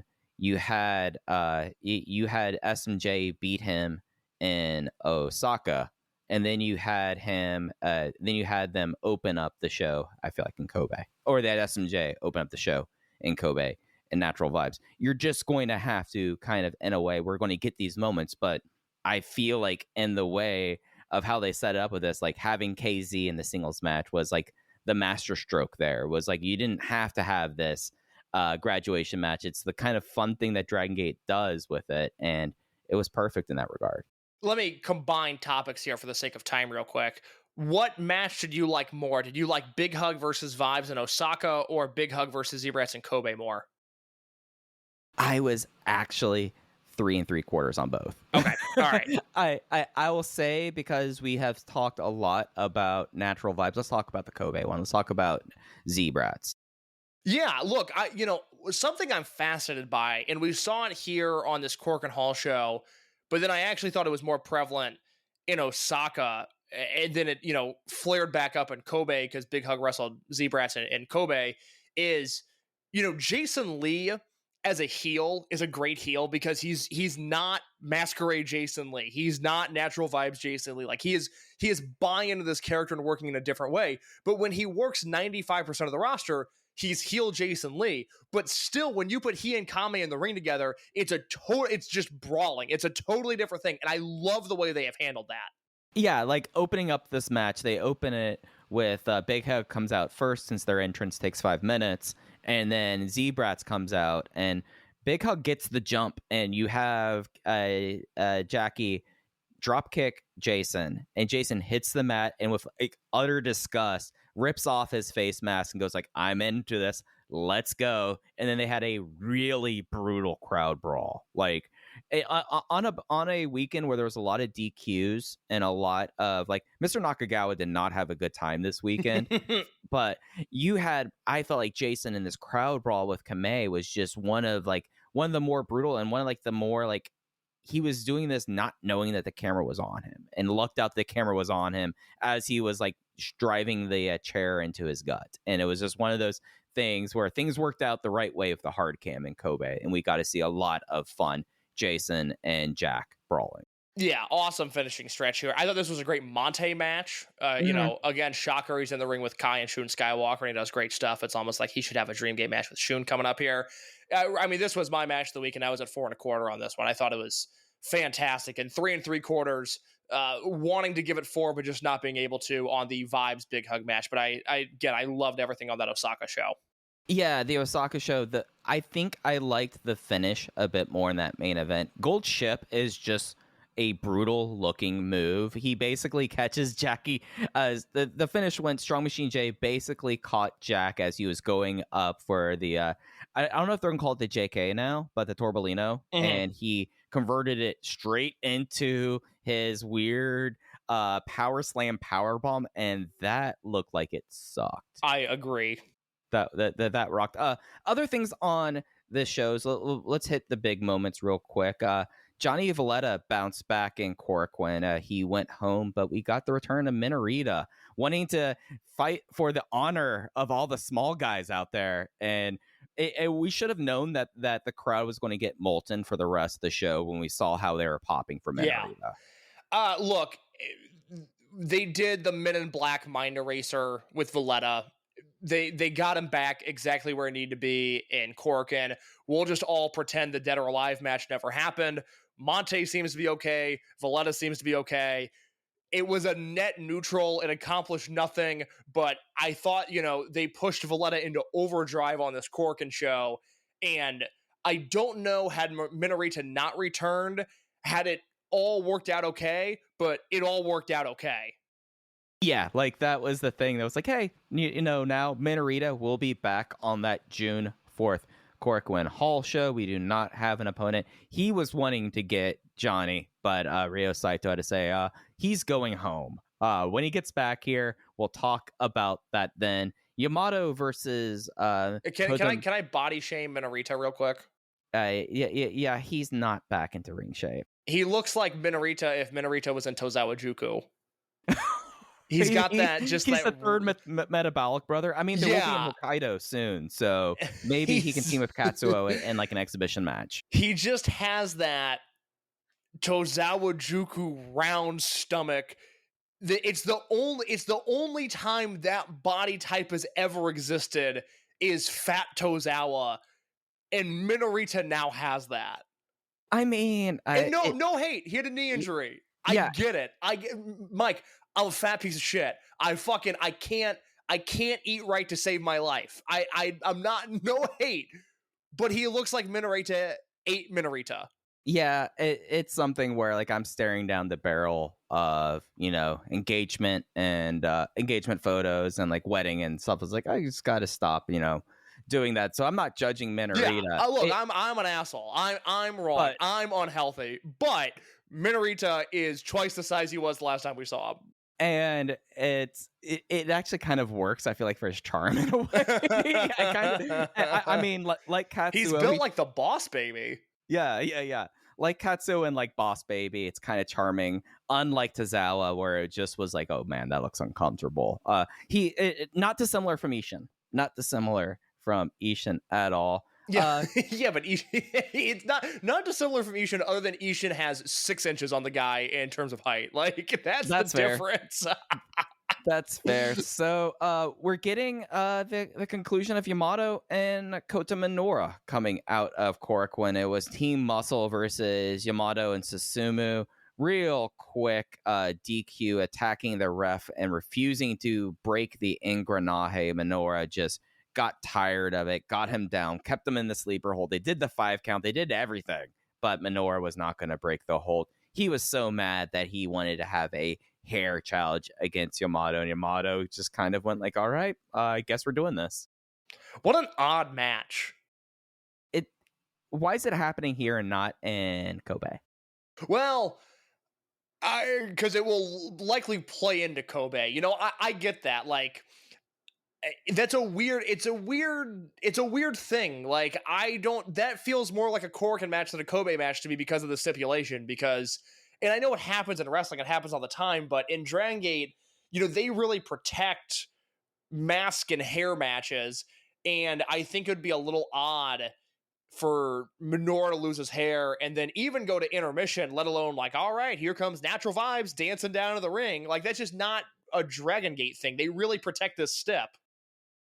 Yeah, and it's something where when you look at the pure hair versus hair match, it does feel like it's such a kind of climactic thing just because of you don't get pure hair versus hair very often in Dragongate. No. Like, it is something where like you immediately go to Shingo and Hulk because that was such a distinctive one, or you go to Shima and Masaki Mochizuki if you're thinking Torimon era. Do you think it is a crutch of Ryo Saito's to do hair versus hair matches? I feel like he's a lot better at booking apuestas than he is his main title. This is true. This is true. So, I don't think it's a problem. I don't think he overuses it. But this match was the first time, and maybe it's just because it's so close to the Dead or Alive cage match, but it was the first time I thought, he does this a lot. But I don't think it's a bad thing, because I think all of them have been really special and really memorable. I mean, if we want to like look at it, I mean, you start with the Shimizu cage match that they had to take him down to rebuild him. Mm-hmm. I think we count that as a win. Oh, God, yeah. Then we go to Daya, which biggest W, and the biggest thing for him to say, like, hey, let me do a Buestas when I want to, and with that. And then you have SBK losing his hair, which that was kind of the match that you had to kind of do. Everybody saw that coming. That was the right thing to do in that moment. Checklist. It was the thing that before SBK was going to be Dreamgate champion in that reality, he had to lose his hair. Mm-hmm. And then you have Mante losing his mask. We also saw that coming. I think the thing is that we see a lot of these coming, really. Like this Hyo hair loss was the one we should have saw coming because it was the one thing that kind of fulfilled the entire brief in a way. So what does it accomplish for Minoura and Yamato, I think, is the thing. And I think it's tearing Minoura down to struts before you build him up for his actual Dreamgate run, I guess. Yeah, again, my complaint the whole time has been like, God, I just don't see how this Yamato Minoura feud where Minoura gets his ass kicked and then one day wins. I don't see how it's going to help Minoura. But this, it's like, all right, I get this now. Like I remain cautiously optimistic, but I remain optimistic that Minoura can come out better from this now. Yeah, and it's something where I think you need this for him. Like, you've really, at this point, we've kind of like, we've done as much as we can with Kota Minoura in this foundation with the idea that he was going to change before he became Dreamgate champion, right? Like, he has the Kobe World match where he forces his way in. We have other debacles, and then we have him going for it for real. And now he's just been, after that match, really, after winning King of Gate, he's been in this immense slide that I think now we could say, like, it is now the time where you shave the kid's head and we bring him back up. I'm with you. And I feel like that those were the major moments on Korakuen. And we did have Dragon Daya's Best of the Super Junior send-off match. This was the really fun one of having virtually everyone in the promotion who has had a Best of the Super Juniors appearance was in on this match. And I think the secret about this match, Ultimo, this is like the best Ultimo in-ring week we've had in like a year. That is an astute observation. Yeah, but Daya now, he won with his new driver, and they sent him off to Best of the Super Juniors with the idea that he's going to go represent the company well as the super sub. And so far in the 10 minutes of matches he's had, he's done that. Yeah, I guess I want to talk about just Daya's role in Super Juniors real quick, because I'm seeing a lot of people get bent out of shape about him. Yeah, and I see some people, like, I probably shouldn't have said anything in the Discord until we talk tonight, because I feel like my feeling about Daya is kind of misconstrued in this. Well, you clear the air first, and then I'll say what I have to say, because I didn't see what you posted. So I think that if you are someone who's aware of the game and what happened, no one has any illusions of Daya doing anything else other than to be the super sub for Ryusuke Taguchi and essentially inhabit his role on the cards, running through his schedule as if he was Ryusuke Taguchi. I think that everyone who's of rational mind and is aware of what's happening here can all admit that we expect him to basically win 2 matches. He gets that one semifinal with Hiromu, and it's, hey, thanks for bailing us out of the big one. I think everyone thinks that. But the difficult thing about Daya and the difficult thing about this thing is that we all know that this is what's happening. But it doesn't mean it has to be the most satisfying feeling to like watch someone that you know is incredibly talented. You know that he has this and he's forced into these kind of positions because that's what he's there for. And it's just really weird, I feel like. And I feel like that's the thing, is it's not that I think that Daya should be booked much better, because that's not what he's there for. He's there to fill the role and hopefully get more people interested in Dragongate. And so far it seems like he's succeeding, but we still have to acknowledge the fact that it's just weird. It feels like you're in a way. So Case, a long time ago, I helped my dad get a new computer. He was like, I want this to be the last computer I'm going to buy for my life. We're going to get the most crazy thing. He wanted a Mac Studio. And I had explained to him how it was like driving a Lamborghini to only go get your groceries once a week. That's what it kind of feels like Daya and Best of the Super Junior. Well, first of all, great analogy. Second,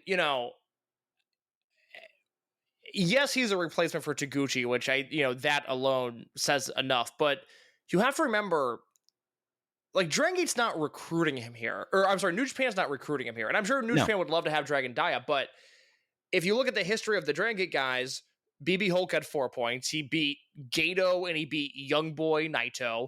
And Yamato had 4 points. They beat Liger and he beat Kanemoto.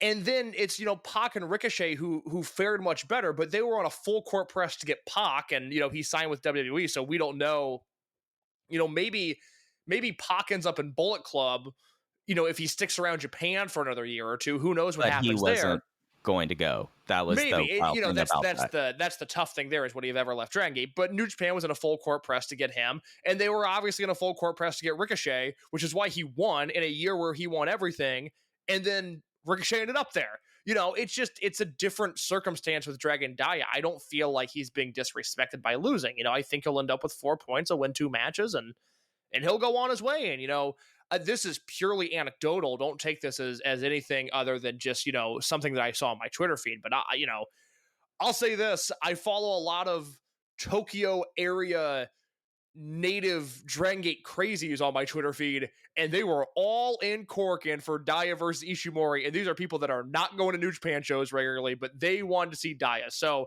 it seems like it's beneficial. New Japan probably sells a few extra tickets for a few of these shows.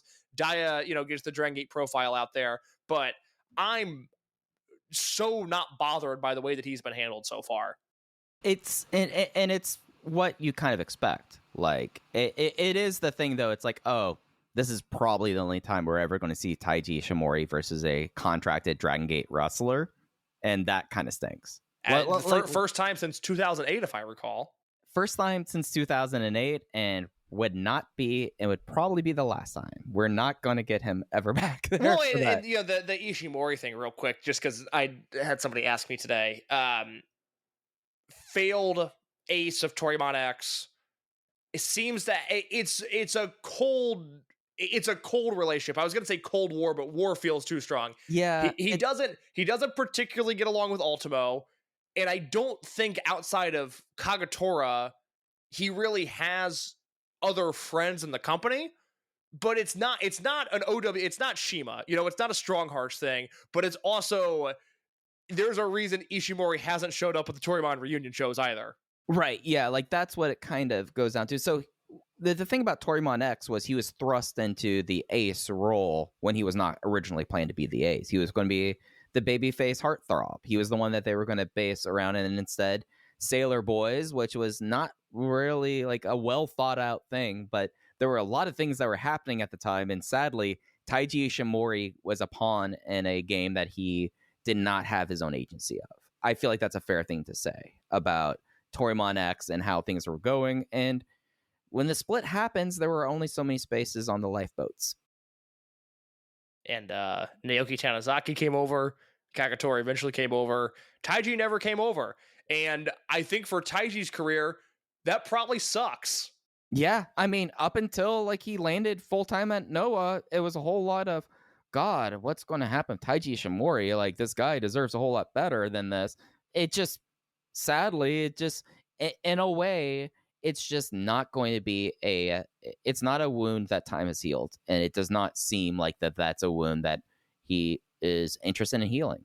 And maybe had he not wound up in New Japan, if he was still, a Noah guy or an All Japan guy, maybe things would have changed by now. But he's in New Japan. He's fine. He doesn't need this either. So maybe by this time next year we're doing the El Dorado rewatch podcast, which I have always wanted to do and just don't have time for. Maybe by this time next year we've started that, and we'll talk more about Taiji Ishimori and Dragon Door, and then eventually El Dorado. Buddy, I have the perfect name for it.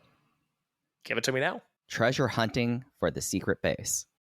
Oh, good Lord. All right. It is clever, Mike. I will give you that. That really made me question all of my life decisions. It was such a good name. So let's talk about other stuff that really kind of happened on the week. There was one last big event happening in Kobe. All during all the fighting against Mr. Nakagawa, he got attacked 5 times over the week, and the guy is just getting back to full time. Can we not beat up him? But during the KZ and Ishin match, Ishin jumped in the entrance, a quick attack on Nakagawa, draws the DQ. Then Zebra's completely descending on KZ. Natural Vibes tries to bail him out until a theme that has not been heard in a long time blared through Kobe Sambo Hall as Yosuke San Maria made the save. She was there for Natural Vibes, and she will be making her return next month to Kobe. Yeah, the last time we saw Maria was Gate of Destiny 2022. That was this show with Eita versus Takuma Fujiwara. Oh boy. That's the last time we saw, Maria in character. So it has been quite a while. But, this was cool. This was unexpected.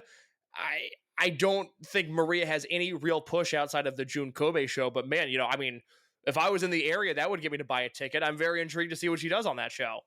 Yeah, and it is something where I feel like a KZ-led Natural Vibes, that's the easy way to get a new member, would be her returning and then just joining basically the next month. Yeah. I don't know if that's the case with Strong Machine J. Like, that's the other interesting thing about this is how are things going to change with like that kind of thing? Like, I don't know if Maria is in the image that Vibes is going to go to, whereas in the past, definitely.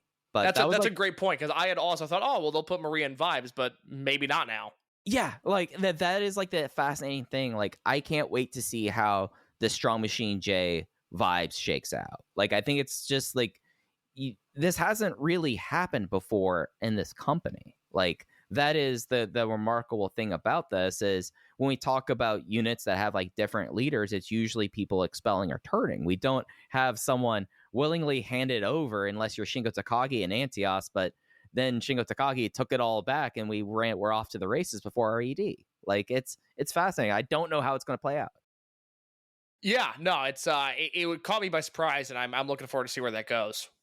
And I think other than that, one last quick note before we're out of here. It came out that announcement was made by a bunch of Japanese Twitter accounts. Jay hopped on it later. However, it has been announced that the LEC Corporation's current CEO, Takayuki Nakamori, will be retiring in June, which is a big thing because the sponsor that we've grown to kind of know and love the most over the last few years has been Nakamori, and especially considering how a lot of sponsorship and a lot of basis of help in the pandemic was based around this guy. And it feels like as he suddenly came into this world riding on a giant sponge, he's about to depart it just as well.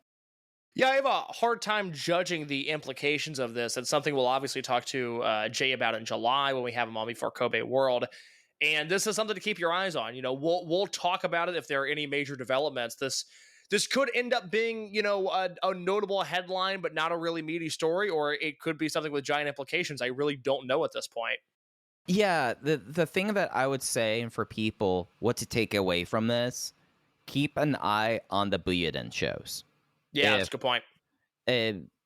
That's really where his support, like, I don't believe the Buyuden shows would have happened if they weren't for Nakamori's money. It does seem like that kind of was his, like, I really like these shows and I want Mochizuki to bring them back, so I'll do that. I would keep an eye on that, and I know there's one more that's announced for June, I believe. I don't have the exact It's date. either June or July. It might be right before World. Yeah, but we have one more that's announced before his retirement, essentially. And if there's not another Buyuden announced in the fall, I think that tells you a lot about where the money was coming for those shows. And similarly, if we do not see Dragongate guys doing the show center things, the supermarket shows that were starting to pop up there, and if we start seeing Dragongate maybe go a little bit more isolationist, I would say. Yeah. Those would be the three tells, but we won't really know about it. I just wanted to make sure that we had mention of that as well before we got out of here. The Buyuden shows have not drawn great, so if those go away, it's directly because of lack. Yeah, because I think the last one did like 250 in Shinkiba. Mm-hmm. They've not sold out. Yeah, so those would be the things to kind of keep an eye on and see if that's where it's felt. I don't think you'll see it felt necessarily in Kobe World, but it's something where we probably would look back at and then in retrospect be able to tell for that. But Case, we went a lot longer than I thought we were. Can I throw two quick topics at you real quick? 5 minutes 5 minutes tops, I promise. This is why we have time remaining segments. Let's go. What do you got? Okay, I just want to highlight real quick, because we didn't talk much about the Osaka and Kobe shows. Look, if you're listening to this, you can skip Genki versus Yoshida, but watch the Osaka show all the way through. The match that needs to be talked about real quick is Kakuta and Tanaka versus Mochi and Fuda. for two reasons. One, I've said before, instinctually, I want to get Fuda away from Mochi because we know he can do kicking stuff, and we need to see him do other stuff. And then I watched him in this match, and I thought, you know what? He and Mochi need to be a full-time tag team. Oh my God, was this match good? Yeah, I wrote down rollicking good time. How long until Fuda gets restarted? Because I feel like we're still in that kind of let's see if he doesn't break again phase. And I thought the finish was fun. Standing shoot, Spanish fly, Tanaka on Fuda. Another thing, real quick, did you feel like Tanaka has a personality as a wrestler? What do you mean by that? I kind of encountered this today watching the Kobe show, really going like, I don't know where I would say Tanaka is as a wrestler. Like, he's a good flyer. He has like a babyface kind of charisma there, but we're kind of at this point where he is the featured rookie. And at other times where I felt like that there were like certain things we kind of knew about Kamei or Soya Sato, just to pull names out, that had, or Ishin in the same way. I kind of feel like Tanaka, in a way, we haven't gotten to that point. No, but that might just be a victim of being encouraged because, That's fair. he's a rad dude with an attitude, but that's about as much as I can give you there. No, that's entirely fair. I mean, they love his, I love, like, he always has, like, new gear with it, but it's never, like, the Shun new gear where you go, like, man, I wonder if he's, like, losing money or if he's selling these masks. He just has nice gear. And I kind of appreciate that with him. I think you're exactly right. I also, Garrett Kidney was tweeting about this, and he's right. And it really it popped into my head when I was watching this match. Perhaps the best, like, I'm not talking match of the year, but just in terms of like, hey, you want a good match? Veteran and rookie versus veteran and rookie. Japan has figured it out. They've been doing it for 40 years. Why can't America figure this out? Because Garrett Kidney was talking about how, one of the issues with contemporary wrestling, especially in AEW, is that everybody is on the same plane and it's counterproductive. Everybody looks like a star, so nobody looks like a star. AEW wouldn't be able to book this match unless you brought out like Brock Anderson and the Freak Beast, which I'm all in favor of. Again, huge fan of the Factory. But like, why can't wrestling just figure out that, like, hey, this is a formula that always works? No, yeah, and it's something where, like, who would be like the Indies, like, veteran rookie team at this point? Like, we don't want to like have our rookie wrestlers be around people who've been around the US Indies for that long. Yeah, it's just odd. It's like, why? That's such an obvious thing to do. Second topic, real quick. If you were Dragongate and you're Mr. Saito, you've got the pencil, and New Japan Pro Wrestling approaches you and they say, Mike Spears, we are willing to trade you Kushida for not Kato, not your top dojo prospect, but your second best dojo prospect. Do you say yes or no to that? Man, I don't know. I feel like Kushida's natural order is to go work Kyushu Pro with his former trainer. It's something where, like, you're not going to get Kato out of me. And I don't think you're going to get... I'm trying to get the Sahara out of me. Is that the big dude? The big dude. I like the big dude. No, Mike, if you were on train tracks, tied to the train tracks of an oncoming train, and New Japan said, we'll let Mike go, but you have to give us the big guy, I'm sorry, Mike, rest in peace. No, the big guy is great. Like, it's the first rookie. When I start to like rookies, there's one note that I know when I'm on the way. When I write down, Sahara has something. Yep, absolutely. And I think it is that he's just like a brick shit house. Yeah, but if any of the other two guys, I don't know. I feel like I was thinking about that because everybody is like really down on Kushida in the tournament just because it's Kushida, and he's been a great wrestler, but we've seen Kushida do the thing he's gonna do, and I started to think like, man, this is a guy who wanted to be heavyweight. New Japan want to make him a heavyweight. This is given the state of junior heavyweight wrestling, like. Noah he would suck in Noah because he would just be like a lesser Kano, and I don't think that's the right move. And in All Japan, I think he'd be good in All Japan, but I think that'd be weird. I kind of think he'd be perfect in modern day Dragongate. I mean, I feel like that he would be someone coming in who would have enough cachet that you could build up young guys off of him. I think I think that's what kind of what he would offer in the way, like bigger draw and at least has like that kind of thing. But at a certain point, I think that I would be getting run over because it's just, I would rather the company, instead of bringing in someone like Kushida, like to go more full force behind the young guys or do something like that, like holding up instead of having like someone like that, like hold up like a part of the roster. One last rookie note, kind of surprised that they allowed an Oshima into the promotion again. What am I missing here? That's Shima's last name. I didn't put that together. Yeah. I'm surprised, or more so, they weren't like, hey, I don't know if it's the same kanji. It's saying like, hey man, you gotta like something else. You gotta do something else. Well, what's your hometown? What's your neighborhood? We could have another Masaki Edo here. Yeah. No, I had not thought about that. That's very good. But buddy, is there anything else you wanted to touch on before we're out? I don't think so. I hate the New York Knicks. I fucking hate this team. Hey, Tracy Morgan, Chris Rock, Bob Costas, Carmelo Anthony, who was an utter failure for your franchise. Everybody in Madison Square Garden right now, I hate you. I just despise everything you stand for. But I do enjoy Dragongate, and we'll be back next week with a rewind and rewatch next week. Classic content hitting your feeds at this point, either Tuesday or Wednesday of next week. That's right, because this weekend, half of the roster is in Hong Kong, and we won't be getting those up on the network imminently. And the remainder, it's just 2 house shows that they're doing. So we'll be back for Dragongate 25 and rewind and rewatch one more time.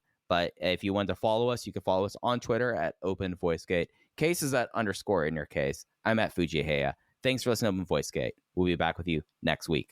Take care. Hey now, it's Mike Gilbert, host of the Mike and JD Show, right here on the Voices of Wrestling Podcasting Network. Join JD by God Oliva and myself every Thursday night live on the Voices of Wrestling YouTube channel at 11:30 p.m. Eastern Standard Time, as we stay up all night discussing all the hottest stories in professional wrestling. You can also check us out right here on the Voices of Wrestling podcasting feed, or you can subscribe to the Mike and JD Show feed. Now, enjoy the show.